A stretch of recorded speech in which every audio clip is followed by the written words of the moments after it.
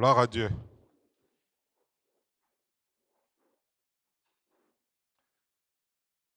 Dans cette retraite, nous parlerons des 3 conditions sine qua non du christianisme.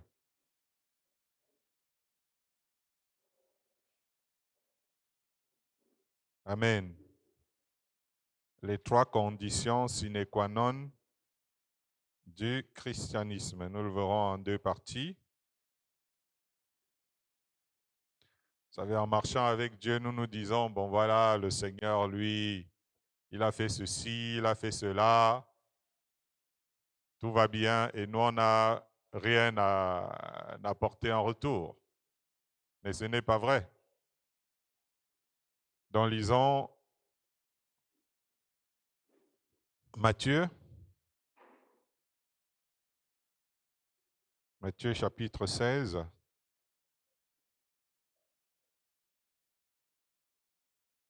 Matthieu chapitre 16, le verset, on va dire 25, 24. Matthieu chapitre 16 et le verset 24, il est écrit: Alors Jésus dit à ses disciples, « Si quelqu'un veut venir après moi, qu'il renonce à lui-même, qu'il se charge de sa croix et qu'il me suive. » Amen. Amen. Vous voyez bien, les 3 conditions sine qua non du christianisme. Si quelqu'un veut venir après moi, dit Jésus, premièrement, qu'il renonce à lui-même. Deuxièmement, qu'il se charge de sa croix. Et troisièmement, qu'il me suive. Ça veut dire qu'il y a plusieurs contraintes qui constituent des facteurs déterminants au plus haut point que nous devons respecter une fois que nous prenons l'engagement de répondre à l'appel de Christ. Jésus a des conditions sine qua non, c'est-à-dire des conditions qui doivent être obligatoirement satisfaites. Beaucoup de croyants veulent ignorer les obligations auxquelles Jésus a soumis dans ses disciples en ne respectant pas les différents stades de leur cheminement avec Dieu.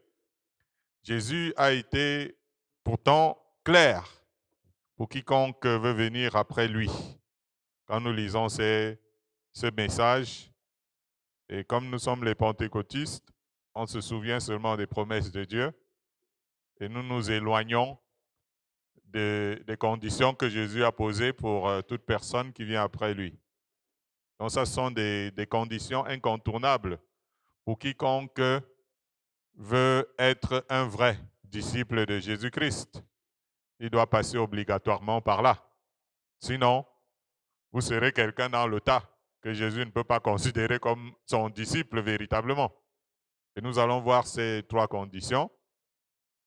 Première, renoncer à soi-même. Renoncer à soi-même, c'est lui qui le dit. Donc Jésus dit plus haut que celui qui vient à lui doit, comme qui dirait, déposer lui-même en chemin. Et tu dois déposer toi-même en chemin. En cours de route avec Jésus, tu es appelé à te quitter toi-même, à être, on va dire, ton propre lâcheur, pour parler dans un langage peut-être plus jeune. Ainsi, la condition est là, laisser soi-même si on veut vraiment répondre à son appel. Ça veut dire tout simplement qu'il n'y aura plus de place pour le moi. Si quelqu'un veut venir après moi, dit Jésus, c'est-à-dire après lui, il doit renoncer à lui-même. Lisons Philippiens 3, verset 8. Philippiens 3, le verset 8.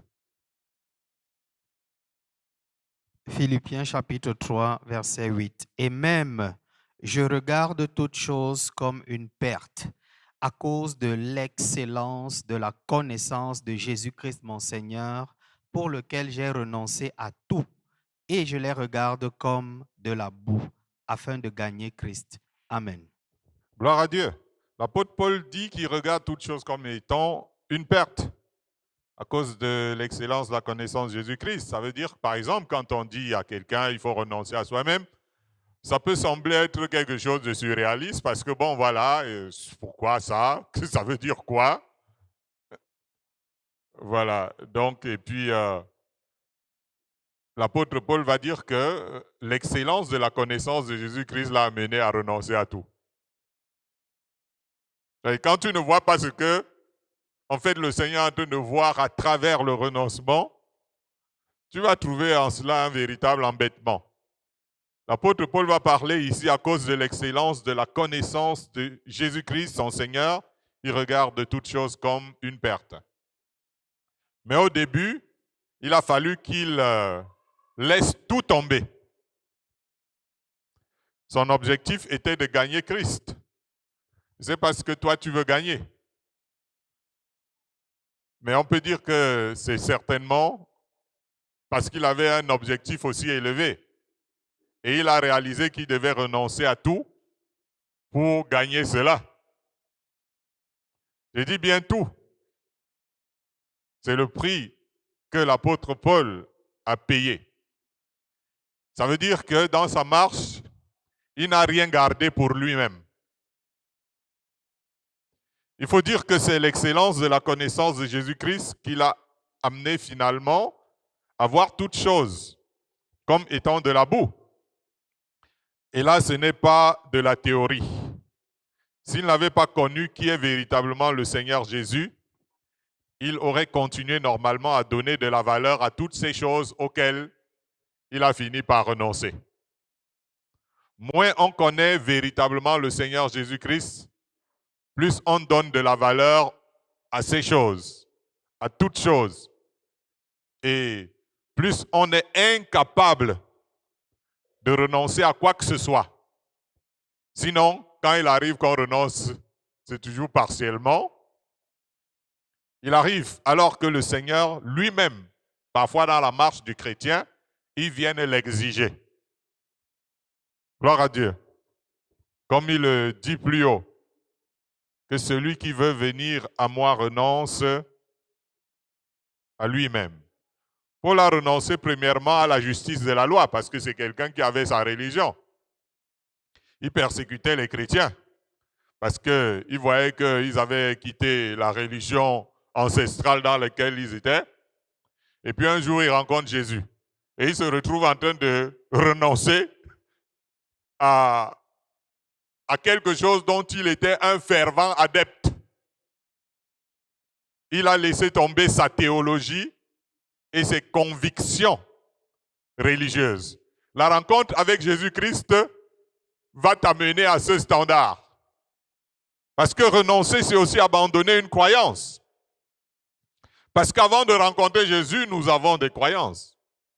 Je crois ceci, je crois cela, j'ai telle idée, je fonctionne d'après telle philosophie, j'ai telle manière de penser. Moi, je conçois les choses de telle ou telle manière. Si vous n'êtes pas encore passé par le renoncement à des idées que vous aviez, à des raisonnements que vous aviez avant, vous n'avez pas encore commencé à répondre à l'appel de Christ. C'est la raison pour laquelle Paul est réputé dans le livre des Actes des Apôtres à quelqu'un qui, je cite, enseigne à tous les Juifs qui sont parmi les païens à renoncer à Moïse, leur disant de ne pas pratiquer des choses de la loi auxquelles ils étaient attachés et de ne plus se conformer à leurs coutumes auxquelles ils étaient attachés. Vous savez, ça, c'est des choses qui, lorsque nous regardons globalement la société, c'est des scandales. Bon, voilà, cette personne renonce aux coutumes, n'est plus dans les coutumes. Vous croyez que quand vous allez marcher avec Jésus, il n'y a pas des choses auxquelles vous allez renoncer? Certainement, vous renoncerez à des choses. À moins que vous ayez choisi de marcher religieusement avec Christ, ça veut dire de vous conformer à une théorie personnelle qui ne ressemble pas au disciple qui a décidé d'emboîter le pas au Seigneur et qui doit renoncer forcément à quelque chose. Celui qui a compris que la marche chrétienne réclame le renoncement saura forcément le communiquer aux autres dans son enseignement et son témoignage. C'est pour ça que l'apôtre Paul, qui était attaché à sa théologie, à sa religion, aux traditions de ses pères, quand il va rencontrer Jésus, il va se retrouver en train de renoncer à des choses qui avaient de la valeur pour lui, parce qu'il se rend compte que Jésus a une plus grande valeur. Et forcément, le royaume de Dieu, disait Jésus, est semblable à un trésor. Vous voyez, que quelqu'un trouve dans un champ, il va vendre tout ce qu'il avait parce qu'il veut ce trésor. Et quand quelqu'un a trouvé un trésor, généralement, il fait écho pour que tout le monde puisse aussi avoir le même trésor que lui. C'est ce qui se passe dans le mouvement de l'Évangile et qui a un impact généralement dans les vies des personnes. Cela n'est pas de source individuelle de la part d'une catégorie de personnes qui sont en train de pousser des personnes à renoncer à ceci, à cela. C'est tout simplement un appel de Jésus-Christ dans la vie de chaque être humain qui veut lui emboîter le pas. Alléluia. Lisons Tite, chapitre 2, versets 11 à 12.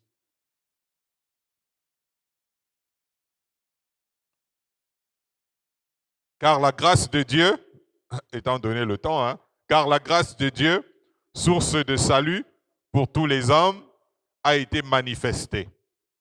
Elle nous enseigne à renoncer à l'impiété et aux convoitises mondaines et à vivre dans le siècle présent selon la sagesse, la justice et la piété. Gloire à Dieu. Il faut préparer Éphésiens 4. Alors donc, voilà ce qui est dit ici. La grâce de Dieu. Quand on entend parler de la grâce, vous écoutez même les plus grands prédicateurs du monde, qui ont parfois même réussi à avoir des multitudes et des millions de personnes. La manière qu'ils sont en train de parler de la grâce n'a rien à voir avec ce que l'Évangile parle de la grâce. Parce que lorsque nous lisons ce que la Bible dit, il dit la grâce de Dieu qui est la source de salut pour tous les hommes, nous enseigne à renoncer. Ça semble être une gifle pour l'interprétation que des personnes, entraînant des millions de personnes, ont de l'entendement de la grâce. Elle nous enseigne la grâce à renoncer à l'impiété. Il y a des grâces qui ne sont pas source de salut, mais qui sont prétendument être grâce pour le salut. Mais celle qui est source de salut enseigne aux hommes à renoncer à l'impiété, aux convoitises du monde. Maintenant, en parlant de cette grâce mal comprise par beaucoup, comme un encouragement à demeurer soi-même, n'est-ce pas? Viens à Jésus tel que tu es, reste tel que tu es. Vous voyez? En se disant, Jésus, il a tout accompli. Et que nous, on n'a rien à donner, on n'a aucun prix à payer. C'est tout, sauf l'Évangile. L'apôtre Paul, c'est lui qui a enseigné la grâce plus que n'importe qui dans la Bible. N'est-ce pas? Il dit ici que la grâce de Dieu, celle qui sauve, nous enseigne à renoncer à l'impiété et aux convoitises mondaines. Nous ne pouvons pas poser des actes ou dire des paroles exprimant le rejet du sacré au nom de la grâce. La grâce enseigne la crainte de Dieu et la pratique de la parole de Dieu. Le chrétien doit abandonner de manière définitive toute pratique qui n'honore pas Dieu ou toute transgression du commandement de Dieu. L'apôtre Paul pouvait dire aux Athéniens, parce que les Athéniens étaient des idolâtres, ils adoraient plusieurs dieux à travers des images et autres, c'était les Grecs. Vous apportant une bonne nouvelle, nous vous exhortons à renoncer à ces choses vaines pour vous tourner vers le Dieu vivant qui a fait le ciel, la terre, la mer et tout ce qui s'y trouve. Nous voyons ces personnes allant dans les nations, entraînant les personnes à renoncer à leurs convictions, à leurs croyances qu'ils avaient avant Jésus. Voilà la grâce que Jésus a exprimée à la pécheresse. il lui dit, je ne te condamne pas. Va, mais ne pêche plus. Ça, c'est ça l'évangile. Ce n'est pas de condamner celui qui a fait du mal, mais c'est plutôt de lui apporter l'absolution et l'amener à ne plus faire ce qu'il faisait avant. Il ne lui reste pas, il ne lui a pas demandé de continuer de pécher. Parce que il est là ou que sa grâce est avec elle, n'est-ce pas? Jésus n'a pas dit, ma fille, tu peux continuer de pécher, je suis avec toi. Il n'y a pas de souci, ma grâce est avec toi. Mais ne pêche plus, ne continue pas de pécher, arrête de pécher. La grâce vient avec le pardon de Dieu, la repentance et le renoncement au péché. La grâce nous enseigne à ne plus aimer les choses qui sont dans le monde, c'est-à-dire la convoitise des yeux, la convoitise de la chair, l'orgueil de la vie mondaine. Renoncer, c'est cesser aussi la fréquentation de certaines personnes, de certaines choses qui ne sont pas bien qui peuvent nous corrompre. Il arrivera qu'on doive quitter même ceux qu'on aime pour suivre le Seigneur. Ce n'est pas seulement les mauvaises compagnies. Si vous lisez bien l'Évangile, parfois Dieu est même radical contre des endroits compromettants pour notre foi, même si ce n'est pas toujours évident pour nous. Lorsqu'il déclare formellement, dans plusieurs passages dans la Bible, « Sortez du milieu d'eux, séparez-vous ». Gloire à Dieu. Parce que lorsque nous cherchons Dieu, nous cherchons un Dieu qui est saint. Et il exige de nous que nous ne touchions pas à ce qui est impur, que nous ne vivions pas dans des compromissions. Alors nous serons obligés parfois de sortir de certains milieux. Nous serons obligés de nous séparer de certaines personnes qui pourraient compromettre notre salut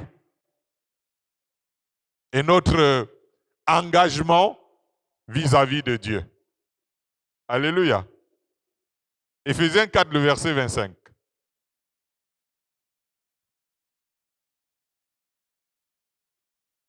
Chapitre 4, verset 27. Et ne donnez 25 pas... à 25. Ok. 25 à 27. 25 tout simplement. Éphésiens chapitre 4, verset 25. C'est pourquoi renoncez aux mensonges et que chacun de vous parle selon la vérité à son prochain, car nous sommes membres les uns des autres. Amen. Amen. Gloire à Dieu. Vous préparez Luc 14, 33. Alors, c'est le mensonge du diable qui a entraîné la chute de l'humanité. L'apôtre Paul dit, c'est pourquoi renoncez aux mensonges et que chacun de vous parle selon la vérité à son prochain, quand nous sommes membres les uns des autres. Nous sommes en train de parler là de l'évangile de la grâce. Le mensonge entraîne la chute de l'âme, même si physiquement, nous ne le voyons pas. Quand tu es en train de mentir, ton âme est en train de s'écrouler. C'est pourquoi il est dit que les menteurs n'entrent pas dans la cité céleste, mais leur place est dans les temps de feu, parce qu'ils ont écroulé leur âme avec les multiples mensonges dans lesquels ils se sont réfugiés sur la terre. Malheureusement, le mensonge est dans notre nature. Nous devons travailler à l'éradiquer de notre vie. Nous sommes dans une époque où les gens vivent de mensonges. Il y a même des entreprises de mensonges où il y a des salariés qui gagnent beaucoup d'argent avec l'arnaque, les tromperies. Beaucoup de personnes vivent aujourd'hui sur la base de jonglerie, de détournement, des artifices, de déguisements, d'hypocrisie, de double vie, de cachotterie, de mapane et tout ce que vous pouvez imaginer. Et les gars ont abandonné la lumière. On ne veut pas vivre ni parler selon la vérité devant son prochain. En tant qu'enfants de lumière, il nous faut renoncer à toutes ces ténèbres pour bien emboîter le pas à notre maître.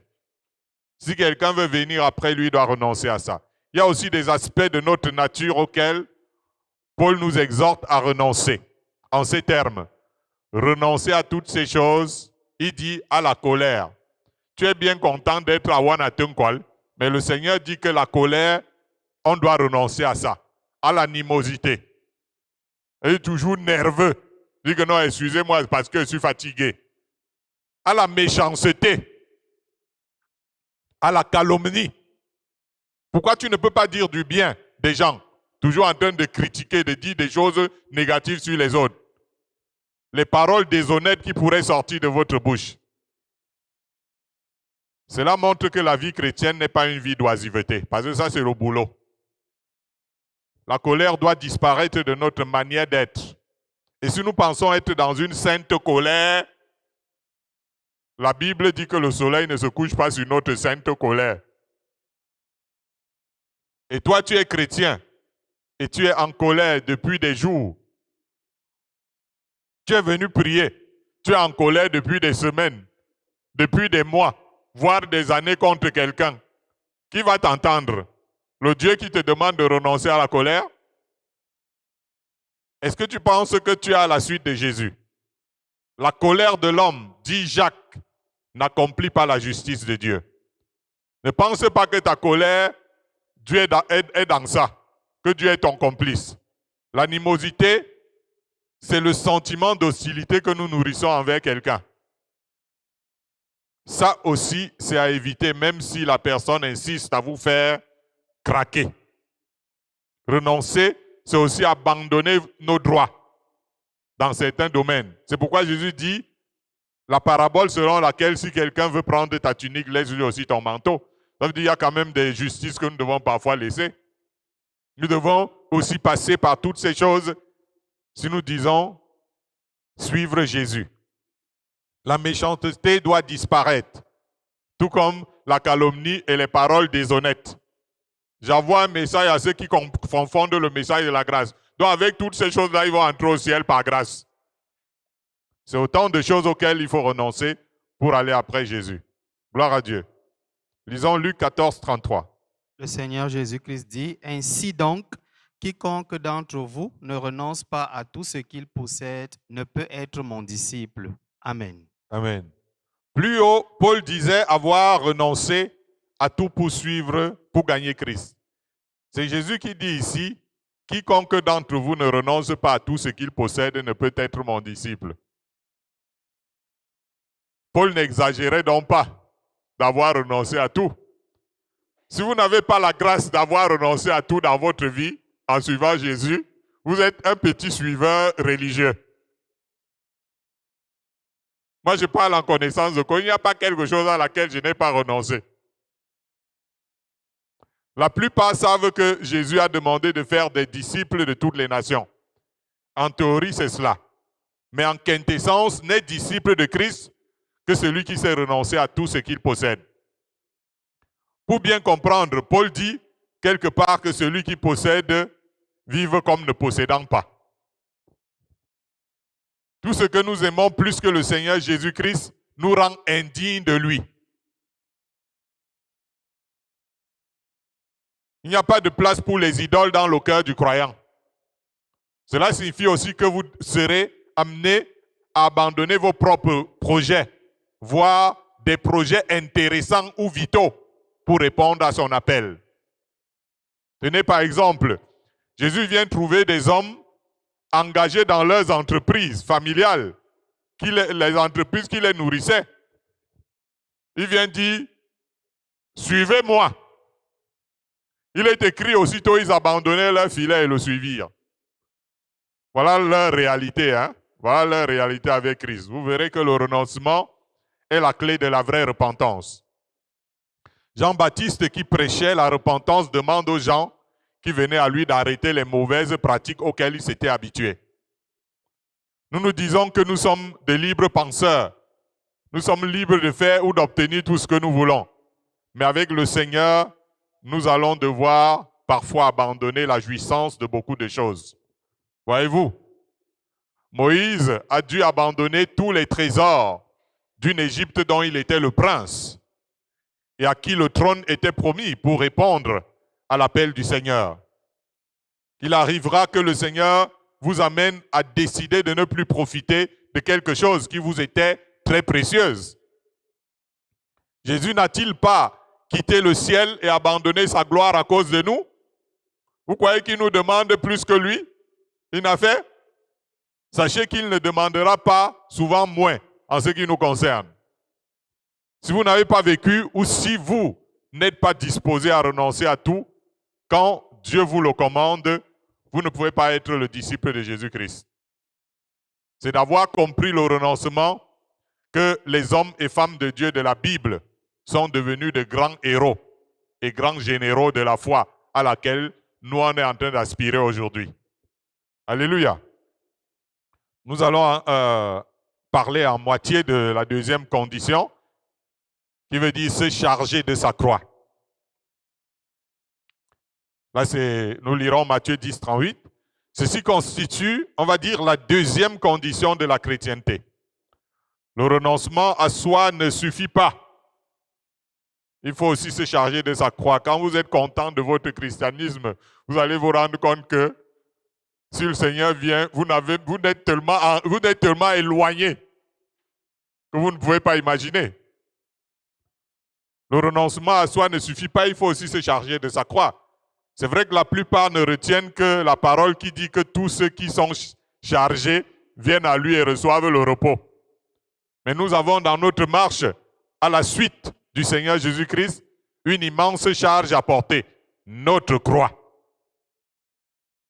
Le plus important, c'est d'en comprendre le sens afin d'y adhérer par la suite. Lisons Matthieu 10, verset 38. Celui qui ne prend pas sa croix et ne me suit pas n'est pas digne de moi. Amen. Amen. La croix est un instrument de supplice. Nous le connaissons, le poteau vertical croisé dans sa hauteur avec une barre horizontale de bois sur lequel on attachait ou clouait les suppliciés. Nous connaissons tous l'histoire de Jésus. Quelqu'un pourrait dire de manière littérale, donc voilà ce que Jésus me demande de faire. N'est-ce pas? C'est pour dire le Saint-Esprit en train de lire dans ton cœur. Déjà, si on vous force de porter la croix, vous allez regimber. Mais de là, à aller soi-même la prendre selon la recommandation de Christ. Celui qui ne prend pas sa croix. Tout le monde aime se sentir léger, sans aucun poids dans la vie au besoin. Mais là, il est question, d'après la recommandation de Jésus, de prendre de lourds bagages. Comme quoi, saisis ta croix pour l'avoir avec toi et près de toi. Autrement dit, assumer sa croix de manière responsable pour être digne de Christ. Je pense qu'il vaut mieux expliquer le sens tout de suite de tout cela dans la pensée de Christ, de peur que quelqu'un commence à chercher la porte. Gloire à Dieu. Jésus s'est exprimé ainsi au chapitre 10 du livre de Matthieu. Et voici ce qu'il déclare au 11e chapitre. « Prenez mon joug sur vous et recevez mes instructions. Car je suis doux et humble de cœur, et vous trouverez du repos pour vos âmes.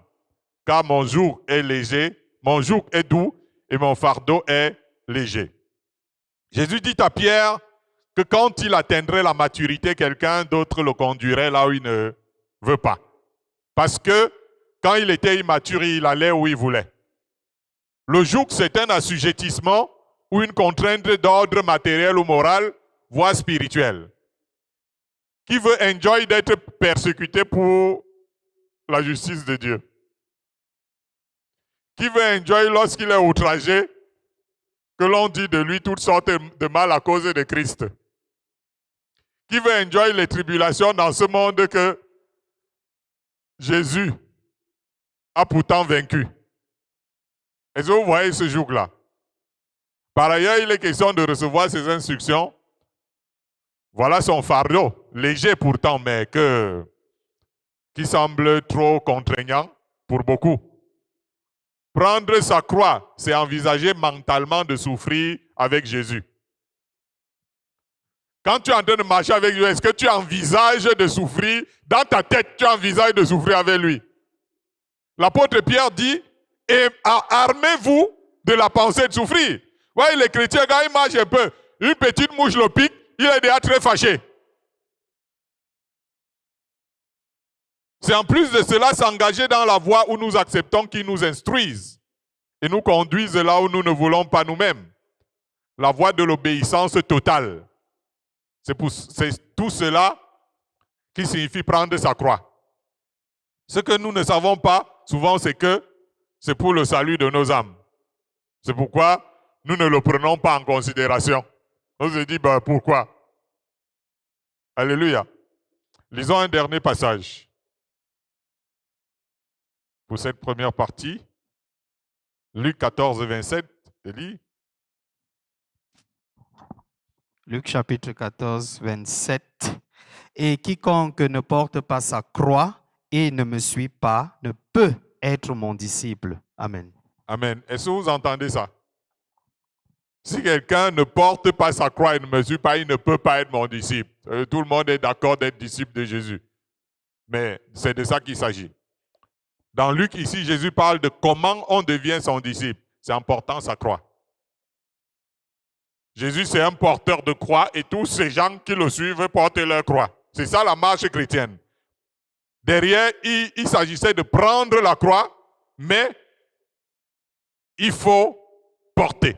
Quand tu prends la croix, ce n'est pas pour la garder là. Il faut la mettre sur tes épaules. C'est un peu comme quelqu'un qui envisage quelque chose, qui prend la chose en considération après. Il faut apporter cette chose quelque part en la transportant effectivement. Là, c'est le disciple. On va dire, chers évangélistes, que faire de toutes les nations des disciples? C'est faire des personnes qui porteront leur croix pour suivre Jésus. Que la séduction qui est dans votre esprit disparaisse. C'est de faire des personnes de tout le monde entier qui vont accepter de prendre leur croix pour Jésus. Il ne s'agit pas seulement de faire des croyants en Jésus, mais des porteurs de leur propre croix derrière Jésus.